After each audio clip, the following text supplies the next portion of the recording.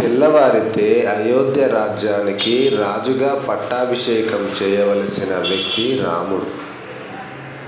కానీ తన తండ్రి చెప్పిన మాటతో రాజ్యం యొక్క పట్టాభిషేకాన్ని పక్కన పెట్టి 14 సంవత్సరాల వనవాసం వెళ్ళడానికి సిద్ధమయ్యాడు. తండ్రి మాట కోసం 14 సంవత్సరాల వనవాసానికి బయలుదేరాడు. రాముడితో పాటు తన భార్య సీతాదేవి మరియు తన తమ్ముడు అయిన లక్ష్మణుడు కూడా 14 ఏళ్ల వనవాసానికి బయలుదేరారు.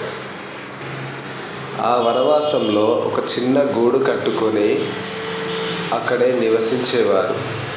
అప్పుడు రాముడు లక్ష్మణుడు లేని సమయాన్ని చూసి లంకాసురుడు రావణాసురుడు మారువేషంలో భిక్షగాడి వేషంలో వచ్చి సీతాదేవిని లంకకు తీసుకెళ్ళాడు.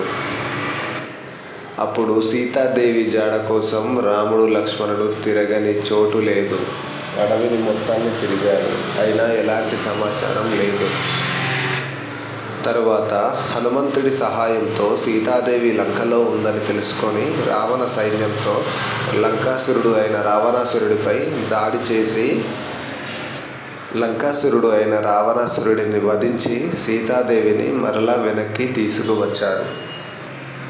అందరూ సంతోషంగా ఉండి అయోధ్య రాజ్యానికి రాజు అవుతాడు అని అనుకున్న రాముడికి ఒక్క రాత్రికి రాత్రే ఎన్ని సమస్యలు వచ్చాయో చూశారు కదా. కానీ ఆ సమస్యలకు భయపడకుండా అన్నీ ఎదిరించి పోరాడి ప్రతి దాంట్లో విజయం సాధించి దేవుడిగా మార్పు చెందాడు రాముడు. అందుకే ప్రతి మనిషి జీవితంలో ఎలాంటి సమస్యలు ఎదురైనా భయపడకుండా పోరాడి గెలవగలము అనే నమ్మకంతో నిలబడితేనే మనం అనుకున్న విజయాన్ని సాధించగలము.